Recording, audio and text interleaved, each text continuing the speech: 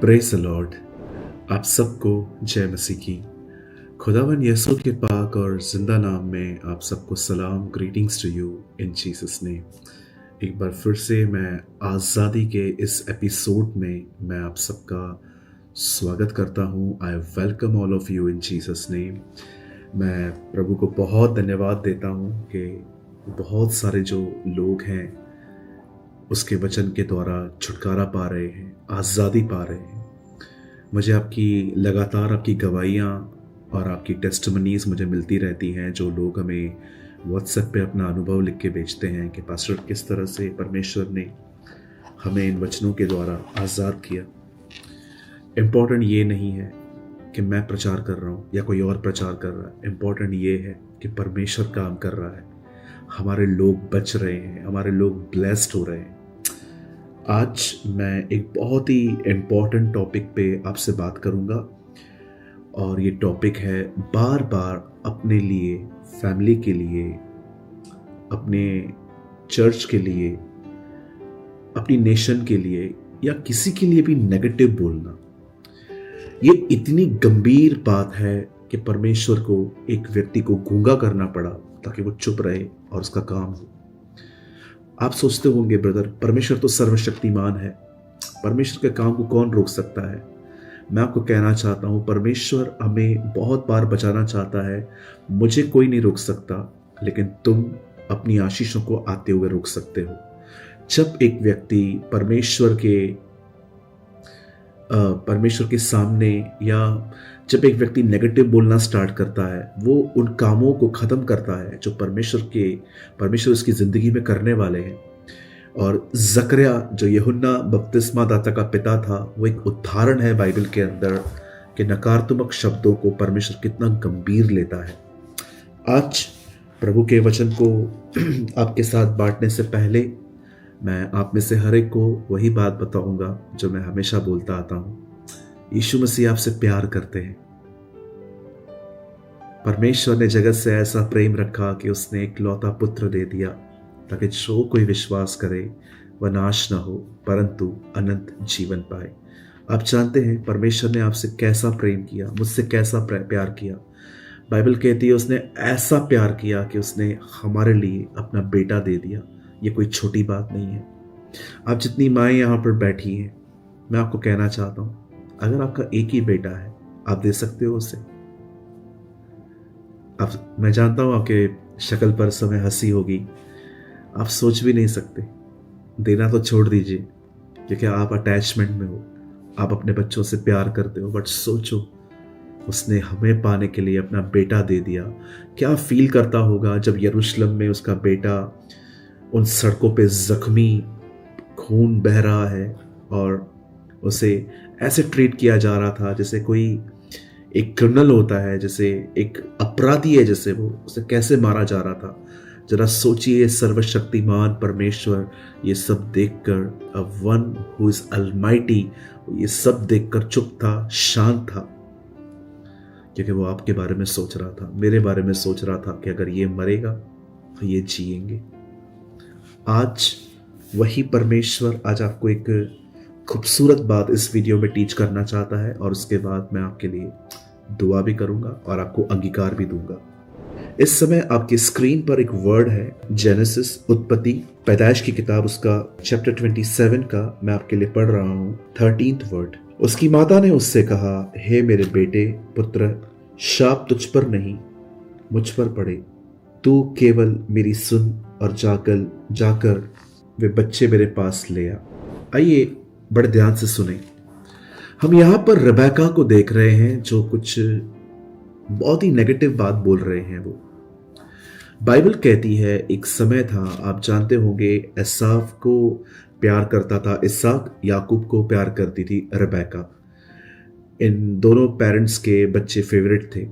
आजकल बहुत सारे घरों में कुछ बच्चों को एक जैसा प्यार नहीं किया जा सकता और ये कारण है कि घर के अंदर बहुत सारा प्रॉब्लम क्रिएट होता है। मैं हमेशा कहता हूँ, अगर आप अपने एक बच्चे के लिए कुछ खरीद रहे हो तो दूसरे के लिए भी खरीदो, अदरवाइज किसी के लिए मत लो। क्योंकि कई बार आपको कुछ बोला नहीं जाता, लेकिन अंदर से बहुत सारे बच्चे ये सब देखते हैं वो देखते हैं कि बेटे को अच्छे से ट्रीट किया जा रहा है, मुझे नहीं। और मुझे लगता है कि अगर आप एक ऐसे पेरेंट्स हैं तो आपको अपने बच्चों से भी माफ़ी मांगनी चाहिए कि हमें माफ़ करो कि हमने पक्षपात और हमने पार्शलिटी की। मेरे जो डैडी हैं, मेरे जो पिता हैं और जो मेरी मम्मी है, मैंने कभी भी उन्हें नहीं देखा कि वो हम 3 भाई बहन हैं, मतलब 2 बहनें हैं मुझे, मैं भाई हूँ और मैं सबसे घर पे छोटा हूँ और 2 मेरी सिस्टर्स हैं। बट मैंने कभी नहीं देखा कि मेरे माता पिता कभी पार्शलिटी करें। इसलिए आज तक हमें कभी एक दूसरे के लिए कोई ख्याल नहीं आया है कि ये स्पेशल है, मैं ये नहीं। जी नहीं, पिताजी कुछ लाते थे तो सबके लिए लाते थे, अन्यथा वो नहीं लाते थे। आप जानते हैं यहाँ पर रिबेका को हम देख रहे हैं, एक्चुअली याकूब को वो कहती है कि इससे पहले कि तेरा पिता मरने से पहले सारी ब्लेसिंग्स तेरे भाई को दे दे, उससे पहले तू जा और तू ले ले। और वो उससे कह रही है कि मैं तुझे अच्छा खाना बना के दूंगी वगैरह वगैरह। अगर आप पूरा पढ़ेंगे यहाँ पर तो आपको समझ में आ जाएगा। 27 चैप्टर आप पूरा पढ़ लीजिए। ये सारी बातें सुनने के बाद याकूब कहता है, मम्मी अगर मैं ऐसा करूंगा ना तो पप्पा मुझको कर्ज करेगा, श्राप देगा। और वो एक बात कहती है, श्राप तुझ पर नहीं मुझ पर आए। और देखिए अभी इसका कन्फेशन है। अब मैं इसी चैप्टर का 46 पढ़ रहा हूँ और मैं चाहता हूँ आप सिर्फ स्क्रीन पर देखिए, या आपकी स्क्रीन पर है 46 में, यहाँ लिखा है, फिर रिबेका ने इसहाक से कहा, हित्ती लड़कियों के कारण मैं अपने प्राण से घिन्न करती हूं। अब यहां पर 13 में वो कहती है कर्ज मुझ पर आए, 46 में कहती है मुझे अपने आप से नफरत है। मैं आपसे कहना चाहता हूं, क्या परमेश्वर ऐसी जिंदगी दे सकता है जिसमें आपको आपसे नफरत हो? मैं आपको बताना चाहता हूं, अगर रिबेका किसी वजह से सफर कर रही है तो वो अपने वर्ड्स की वजह से कर रही है, अपने शब्दों की वजह से कह रही है। इजराइली बार बार एक ही बात कहते थे, तू मूसा को जब उन्हें खाना नहीं मिलता था, तू हमें यहां क्यों लाया? क्या हम वहां पर ठीक नहीं थे? क्या वहां पर कब्रें नहीं थी? हम वहीं मर जाते। आपने देखा ये बार एक ही बात कहते थे, मर जाते मर जाते मर जाते। और आपने पढ़ा सब मर गए, कोई नहीं बचा। जो वो कहते थे वही उनके साथ हुआ। इवन आप नए नियम में देखिए, जब जीसस पिलातुस के सामने खड़ा है और सारे फरीसी वहां पर डिमांड कर रहे थे कि इसको मारो, इसे मारो, और उसने कहा, ये पिलातुस ने कहा नहीं ये निर्दोष है। तब उन्होंने क्या कहा, इसके मरने का जो दोष है वो हम पर और हमारी संतानों पर आए। और आप पढ़ सकते हैं ऐतिहासिक किताबों में कि प्रभु के मरने के बाद 70 साल के बाद पूरा मंदिर तोड़ दिया गया, यरूशलेम तोड़ दिया गया और सब यहां वहां हो गए। जो उन्होंने कहा वही उसके साथ हुआ। आज आप में से हर एक को यह बात समझनी है, आप जो कहेंगे आपके साथ वही होगा। इसलिए वो न कहें जो आप नहीं देखना चाहते। अगर हो सके तो इस मीटिंग के बाद अपने घर पे एक शीट लीजिए व्हाइट कलर की और ये वर्ड्स लिखिए, मैं वो नहीं कहूंगा जो मैं नहीं देखना चाहता, मैं वही कहूंगा जो मैं देखना चाहता हूं। इन शीट्स को अपने सामने रख दीजिए और हर दिन बचिए कुछ ऐसा बोलने से जो आपके लिए ठीक नहीं है। अगर आप बीमार हैं तो आपको कहना चाहिए मैं चंगा हो जाऊंगा, न कि ये कि लगता है मैं पता नहीं कब ठीक होऊंगा। इन शब्दों में फेथ नहीं है, इन शब्दों में नकारात्मकपन है, इन शब्दों में आप डीमंस को इनवाइट कर रहे हो, दुष्ट आत्माओं को अपने घर पे बुला रहे हो कि आओ। याद रखो, जब आप कुछ गलत कहते हो ना, आप शैतान को मौका देते हो कि वो आपकी जिंदगी में कुछ करे। इवन आप पढ़ के देखिए, इजराइली नाश हो गए, रिबेका इस तरह की बात करती है। आप जानते हैं, जब बलाक ने देखा कि इजराइली उसके यहां से जा रहे हैं तो उससे बिलाम को क्या कहा, तू आ और उनको श्राप दे, कर्स देम। कितनी बड़ी बात है, एक व्यक्ति जो परमेश्वर को जानता भी नहीं है पर उसको शब्दों की ताकत पता है। He know the power, he know the words. उसे पता है कि बोलने से क्या होता है। आज मैं आप में से हर मेरे भाई और मेरी हर बहन से पूछना चाहता हूं, मुझे बताइए आप क्या बोल रहे हैं, किस तरह बोल रहे हैं।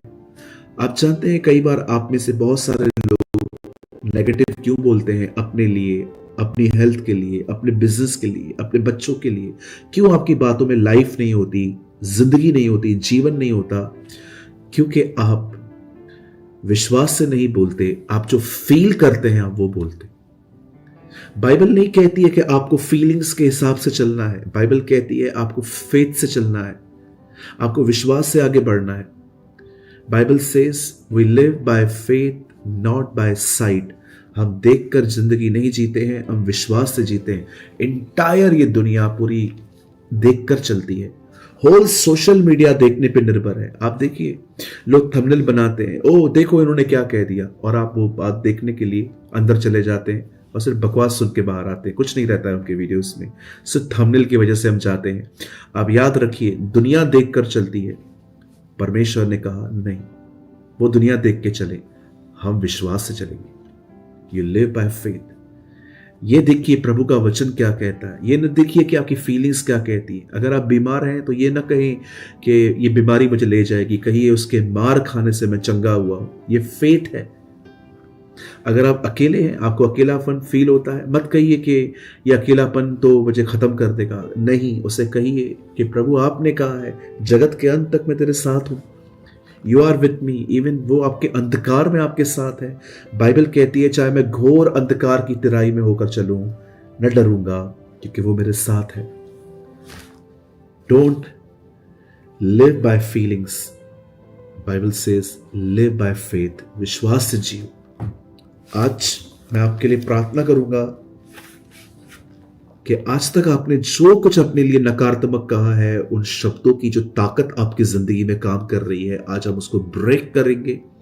और मेरे भाइयों, मेरी बहनों, आगे चल के इस मीटिंग के बाद निर्णय लीजिए। आज अगर हो सके तो आज जितने लोग यहाँ मुझे देख रहे हैं, अगर हो सके तो आज अगर आप निर्णय ले रहे हो तो हमें व्हाट्सएप पे बताइएगा मैसेज करके कि यस, आज मैं निर्णय ले रहा हूं कि आज के बाद मैं अपने खिलाफ, अपने परिवार, अपने चर्च के खिलाफ कभी बात नहीं करूंगा। मैं वही कहूंगा जो प्रभु के वचन में है। अगर आज आप ये निर्णय ले रहे हो तो कमेंट बॉक्स में या तो व्हाट्सएप पे आप हमें जरूर बताइएगा। आज तक आपने जो कुछ भी गलत कहा है, आइए आज उसकी ताकत को तोड़ें। प्रभु ने हमें अधिकार दिया है शैतान के सारे कामों पर। स्वर्ग के पिता परमेश्वर, मैं यीशु के नाम में आपके पास आता हूं। मैं दुआ करता हूं मेरे सारे उन भाइयों के लिए, मेरी उन सारी बहनों के लिए जिन्होंने इस वीडियो को देखा है, और उन लाखों लोगों के लिए दुआ करता हूं जो इस वीडियो को आने वाले दिनों में देखने वाले हैं।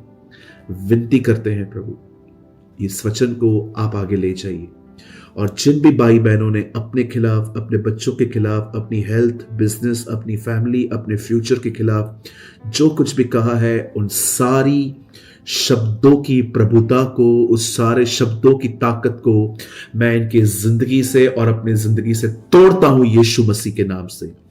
आई break every power of negativity. हर वो ताकत जो नेगेटिव है आसपास, मैं उसको तोड़ता हूं यीशु के नाम से। और मैं दुआ करता हूं शैतान, अपना गंदा हाथ मेरे भाई बहनों की जिंदगी से उठा। मैं अंगीकार करता हूं आज से ये आशीषित रहेंगे, आज से ये बढ़ते जाएंगे, आज से इनके हाथों में बहुत कुछ होगा। ये पिता का अनुग्रह पाएंगे, ये फाइनेंस में बढ़ेंगे, ये जॉब में बढ़ेंगे, ये बिजनेस में बढ़ेंगे, स्पिरिचुअल लाइफ में बढ़ेंगे, हर चीज में ये बढ़ेंगे। क्योंकि बाइबल कहती है जैसे तू आत्मिक उन्नति करता है वैसे तू सब बातों में उन्नति कर। दुआ करते हैं प्रभु, आपका हाथ हमेशा इन पे बना रहे, मैं आपसे ये मांगता हूं। धन्यवाद प्रभु, आपने हमारी दुआओं को सुना, और आपने अब तक जो हमने गलत कहा था उससे आपने हमें छुटकारा दिया। और धन्यवाद, आज के वचन में आपने हमें बुद्धि दी कि हमें आगे कैसे बात करनी है। सबको आशीष दे प्रभु। सारी महिमा आदर हम आपको देते हैं, और इस दुआ को यीशु के नाम से मांगते हैं पिता, आमीन। मेरे भाइयों, मेरी बहनों, मैं विश्वास करता हूं कि अब तक जो हमने कहा था उसकी ताकत टूट चुकी है, लेकिन अब हम वाइस बने, अब हम वो न कहें जो ठीक नहीं है। यदि आपको आज के वचन को लेके आर्टिकल चाहिए, मैंने एक कन्फेशन लिखा है उन लोगों के लिए कि जब भी आप बहुत निराश हो और आप नेगेटिव बोलने के लिए टेम्पटेशन में आ रहे हो, तो उस समय आपको क्या बोलना चाहिए, वो वचन मैं आपको अंगीकार के तौर पे दे दूंगा। इस समय आपकी स्क्रीन पर एक नंबर है, आप चाहें तो आप सिर्फ इतना लिख सकते हैं, भावनाओं पर राज्य, सिर्फ इतना लिख सकते हैं। रेन रेन ऑन फीलिंग्स, या आप एक काम कर सकते हैं, आप ये कह सकते हैं, अगर आपको हिंदी में लिखना है तो आप लिखिए भावनाओं पर जय पाना, और अगर आप इंग्लिश में लिखना चाहते हैं विक्ट्री ओवर फीलिंग्स, आप सिर्फ इतना लिखिए। मैं आपको वो कन्फेशन एडमिन आपको भेज देंगे, हिंदी भी है इंग्लिश भी है, जो भी आपको चाहिए आप ले सकते हैं। इस समय आपके स्क्रीन पर नंबर है, आप यहाँ पर व्हाट्सएप करके हमसे ले सकते हैं। अब यहाँ पर आने वाले टाइम पे कुछ सेकंड्स में, शायद अब आ गया होगा, ये 2 और नंबर्स हैं, आप चाहें तो आप हमें यहाँ पर व्हाट्सएप पे बता सकते हैं कि आज आपने वचन के द्वारा आशीष पाई या आप निर्णय ले रहे हैं, या आप चाहें तो यूट्यूब के कमेंट बॉक्स में भी हमें कमेंट करके बता सकते हैं। खुदा आप सबके साथ है। आप सबको जय मसीह की।